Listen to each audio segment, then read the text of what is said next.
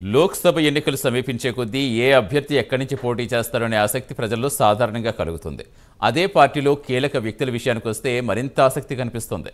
ఇక కాంగ్రెస్ పార్టీ విషయానికి వస్తే రాహుల్ గాంధీ, ప్రియాంక గాంధీ వాద్రాలు ఈసారి అమేథీ, రాయ్బరేలీ నుంచి పోటీ చేసే అవకాశాలు తక్కువగా కనిపిస్తాయనే టాక్ వస్తోంది.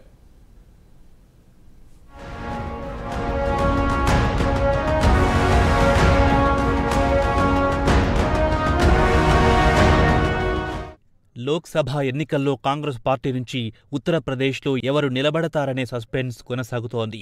రాహుల్ గాంధీ, ప్రియాంక గాంధీ వాద్రాలు అమేథీ, రాయ్బరేలీ నుంచి పోటీ చేసే అవకాశాలు లేవని జాతీయ మీడియాలో వార్తలొస్తున్నాయి. ప్రతిష్టాత్మకమైన అమేథీ, రాయ్బరేలీ, వారణాసి నుంచి వచ్చే లోక్సభ ఎన్నికల్లో ఎవరిని నిలబెడతారన్న సస్పెన్స్ మాత్రం కొనసాగుతోంది. అయితే కాంగ్రెస్ పార్టీ ఉద్దేశపూర్వకంగానే ఈ 3 పార్లమెంట్ నియోజకవర్గాల నుంచి కొందరి పేర్లు లీక్ చేసిందన్న టాక్ వినిపిస్తోంది.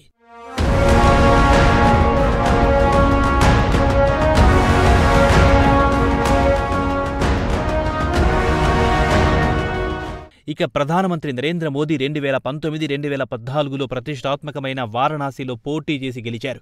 ఇక అమేథీ నుంచి కేంద్ర మంత్రి స్మృతి ఇరానీ 2019 ఎన్నికల్లో రాహుల్ గాంధీపై పోటీ చేసి గెలిచారు. ఒకప్పుడు కాంగ్రెస్కు కంచుకోటైన అమేథీ నుంచి రాహుల్ అప్పటి వరకు 3 సార్లు పోటీ చేసి గెలిచారు. 4వసారి మాత్రం స్మృతి ఇరానీ చేతిలో ఓడిపోయారు. ఉత్తరప్రదేశ్లో కాంగ్రెస్ పార్టీ కేవలం 1 సీటు మాత్రమే గెలుచుకుంది. రాయ్బరేలీ నుంచి సోనియా గాంధీ గెలిచారు.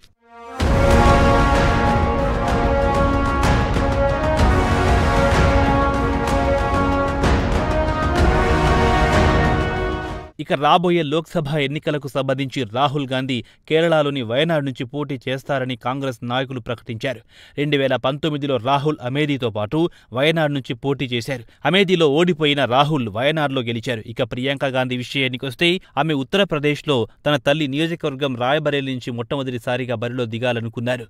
ప్రస్తుతం ఆమె రాయ్బరేలీ సీటును ఖాళీ చేశారు. రాజస్థాన్ నుంచి రాజ్యసభగా ఎన్నికైనారు. అయితే సోనియా సంతానం ఇటు రాహుల్ అటు ప్రియాంకలు ఉత్తరప్రదేశ్ నుంచి పోటీ చేసే అవకాశాలు మాత్రం కనిపించడం లేదు. కాగా దేశంలోనే అతిపెద్ద రాష్ట్రం యూపీ. ఇక్కడే అత్యధికంగా 80 సీట్ల వరకు ఉన్నాయి. రాష్ట్రంలో గెలిచిన పార్టీలు కేంద్రంలో అధికారం చేపడుతుందన్న సెంటిమెంట్ ఉంది.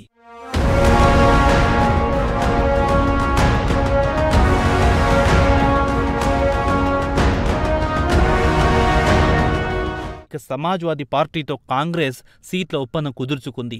పొత్తులో భాగంగా కాంగ్రెస్ పార్టీ యూపీలో 17 సీట్లు పోటీ చేస్తుంది. మిగిలిన స్థానాల్లో అఖిలేష్ యాదవ్కు చెందిన సమాజ్వాదీ పార్టీ పోటీ చేస్తుంది. ఇక అమేథీ లోక్సభ నియోజకవర్గం నుంచి అభ్యర్థుల ఎంపిక కసరత్తు జరుగుతోంది. జాతీయ అధికార ప్రతినిధి సుప్రియా శ్రీనాథే అభ్యర్థుల ఎంపికపై చర్చిస్తున్నారు. అయితే ఆమె మాత్రం అమేథీ నుంచి పోటీ చేయడం లేదని స్పష్టం చేశారు. ఇక ఆ స్థానం నుంచి రాంపూర్ ఖాస్ ఎమ్మెల్యే ఆరాధనా మిశ్రా మోనా, మాజీ ఎమ్మెల్సీ దీపక్ సింగ్, విజయ్ పాసీల పేర్లు పరిశీలనకొచ్చినట్లుగా చెబుతున్నారు.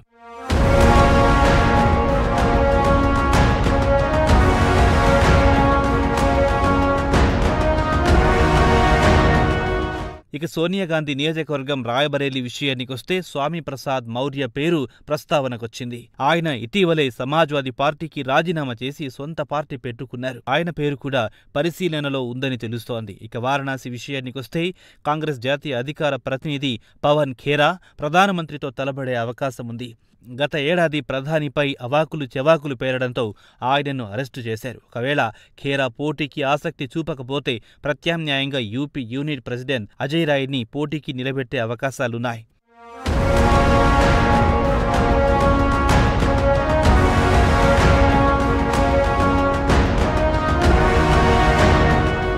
ఇక బీజేపీ విషయానికొస్తే ప్రధానమంత్రి నరేంద్ర మోదీ, స్మృతి ఇరానీలు మాత్రం 2019లో పోటీ చేసిన వారణాసి, అమేథీ నియోజకవర్గాల నుంచి పోటీ చేయనున్నారు. అయితే రాయ్బరేలీ నుంచి మాత్రం ఎవరిని నిలబెడతారనేది మాత్రం సస్పెన్స్గా మారింది. మొత్తానికి చూస్తే గాంధీ కుటుంబానికి కంచుకోటైన అమేథీ, రాయ్బరేలీ నియోజకవర్గాలకు వారి వారసులు మాత్రం పోటీ చేయడం లేదని తేలిపోయింది.